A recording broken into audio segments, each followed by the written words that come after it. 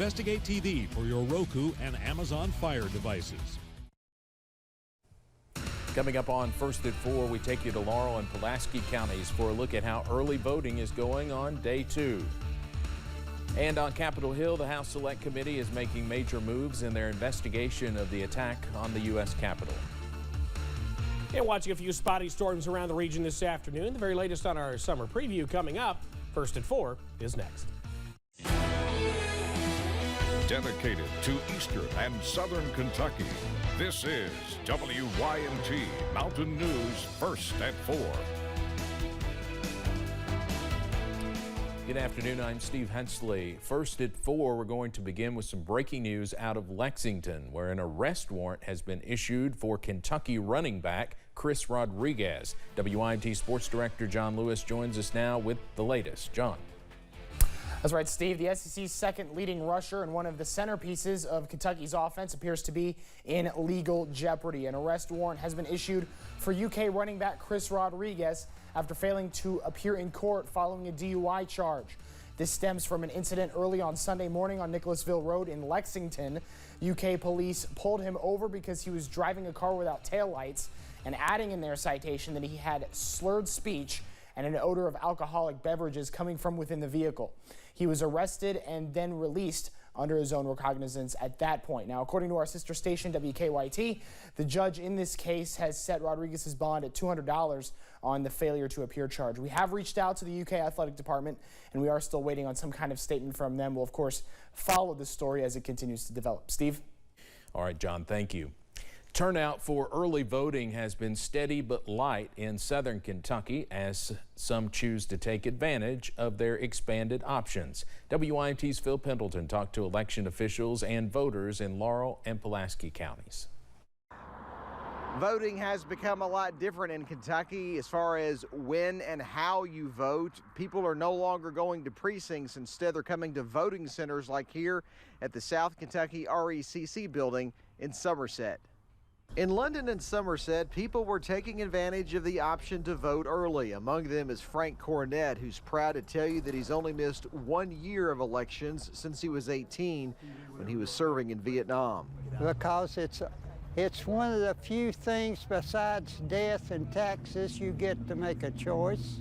He and others are casting ballots at voting centers such as the Laurel County Courthouse Annex and 14 other locations. Pulaski County has 3 centers until Tuesday, when it will have 7. So it doesn't matter where you go in Laurel County to vote, you can vote because the days of having to go to your precinct in Laurel County are over. So it doesn't matter in Laurel County, any place that is open to vote, you can go vote there. We're using about 125 people to vote this way. Before we had to have 256. Now we've got 40 pieces of equipment. Before we had over 150. If you missed yesterday or today, you can also vote tomorrow and, of course, again on Election Day, all day Election Day, 6 a.m. to 6 p.m. Election officials are expecting a big rush on Tuesday as a lot of people like to stick to tradition and vote on the actual Election Day. In Pulaski County, Phil Pendleton, now back to you. Early voting will continue tomorrow on Saturday. Election officials tell us there is no voting on Monday.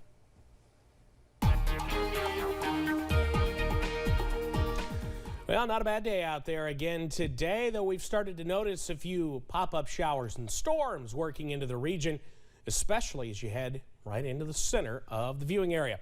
I-75 at Mount Vernon, still plenty of sunshine, no storms out in that vicinity at the moment. Though we are still seeing those clouds trying to bubble up this afternoon. Same thing as we head on over to UVA-wise. You notice those clouds have a little bit of a base to them. They kind of are starting to climb up higher in the sky. We do have some showers east of Wise that are actually making their way towards the city right now. Many of us warm. You notice, though, many of us in the low 80s this afternoon. But notice hazards coming in at 68. And you're thinking, that's a little cool. Well, we've had some storms here in Hazard. Notice we zoom on in. Right now, they're everywhere but Hazard, but we had some pop up right over downtown not too long ago. One on top of Hyden right now as you head out toward 80 that way. Southern parts of Perry County, really on either side of Hindman right now into parts of Knott County, and a few more in the northern parts of Harlan County. None of this is severe, by the way. Not a whole lot of lightning, but some garden variety pop-ups. You see some more as we head out to the west towards, again, the east, actually, as we head out towards Dickinson, Buchanan, and Wise counties. Everything is moving kind of Retrograde, we call that. West or east to west. That's something we're going to be keeping an eye on through the evening hours. A few pop-up showers will be possible, so keep that WYNT weather app handy. Not only do you get the alerts when we do have showers and storms in the area, but you also get our latest forecast, which shows we're going to be falling into the 60s as we head through tonight before more showers and storms are possible tomorrow. I've got the details on those coming up in just a few minutes. Steve? Evan, thank you. On Capitol Hill, the House Select Committee investigating the deadly attack on the U.S. Capitol has now subpoenaed House Minority Leader Kevin McCarthy and 4 other Republican lawmakers. The panel wants to speak to them about the events surrounding the January 6th insurrection as the committee gets ready to present its findings to the American public, perhaps as early as next month. CBS's Scott McFarland has the story. A crime and attack unlike any in American history has led to a congressional investigation unlike any other. Now, after nearly 1,000 interviews, the January 6th Select Committee has its sights on 5 Republican congressmen, each of whom has refused to appear voluntarily, including the GOP leader in the House, Kevin McCarthy. The committee knows McCarthy spoke with then-President Trump before, during, and after the attack, something he talked about during an interview with CBS News on January 6th. I've spoken to the president. I asked him to talk to the nation to tell him to stop this. McCarthy says the current investigation is not legitimate, and the committee acknowledges these subpoenas mark an unprecedented moment. An attempted coup and a violent insurrection at the Capitol interrupting the peaceful transfer of power are unprecedented events. As for the other members called, Alabama's Mo Brooks gave a fiery speech before Trump at the White House Ellipse January 6th. Today is the day American patriots start taking down names and kicking ass. The committee says Ohio's Jim Jordan talked to Trump on the 6th and texted White House Chief of Staff Mark Meadows earlier about blocking the electoral count, and that Congressman Andy Biggs and Scott Perry were both involved in discussions related to efforts to overturn the 2020 election. This is all about distracting America from their abysmal record of running America into the ground. The 5 congressmen have criticized this subpoena and called the committee polarized, with 7 Democrats and 2 Republicans. The committee hasn't indicated what happens if these congressmen defy the subpoena, whether they'll be referred for contempt of Congress prosecution. But the committee has its first hearing set for June 9th, with a final report likely weeks later. Scott McFarland, CBS News, the Capitol. The Biden administration is calling on state and local governments to use COVID-19 relief funds to bolster public safety. He used an address this afternoon to urge officials to use the next wave of funding to curb violence in communities nationwide. These remarks come as the U.S. inches closer to the summer season, which saw a rise in violent crime last year. The administration does not have full control of how these funds are used, but suggests 3 main areas: affordable housing, workforce expansion, and violence prevention. U.S. meat producers are getting grilled by congressional investigators. The House Select Subcommittee on the Coronavirus Crisis reports executives at some of the nation's biggest meat companies circumvented COVID-19 safety measures and regulations, which they say led to thousands of employees being infected with the virus, resulting in hundreds of deaths. The investigation focused on Tyson, Smithfield, JBS, USA, Cargill, and National Beef, and the Occupational Safety and Health Administration's responses to worker illnesses.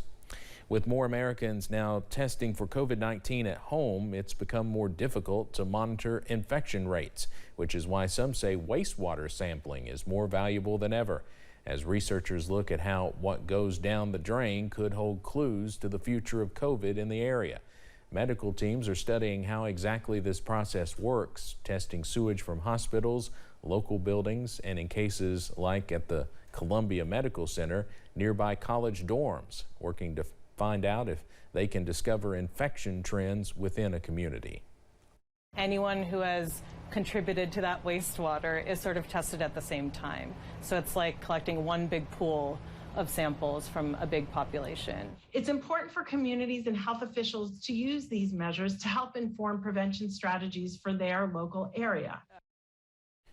So far, they have determined it is possible to even detect what COVID variants are emerging, which could serve as a sort of early warning system. More than 400 testing sites across the country are enrolled in a CDC program allowing states to compare sewage data. Let's head over to Wall Street now on this Friday the 13th. The Dow closes up today, more than 466 points. So a good end to the week on Wall Street. We'll have more financial news in our next half hour. Britain's Queen Elizabeth is out in public for the first time in more than a month. The unexpected appearance at the Royal Windsor Horse Show comes just days after she missed the state opening of Parliament.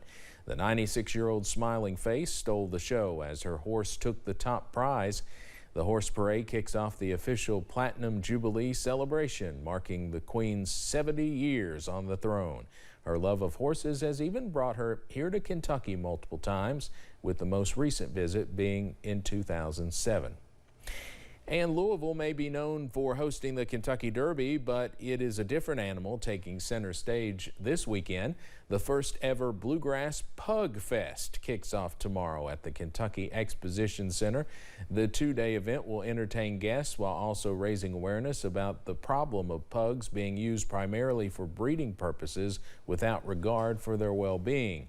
Tickets are $8 for adults and $4 for children under the age of 13, with all proceeds going to pug rescue groups across the country. Still to come on First at 4, scientists are taking a closer look at a major volcanic eruption that could rival some of the world's most historic ones. Scattered showers and storms will be with us for the next few days as it starts to feel more like summer around the mountains. The complete breakdown is on the way next.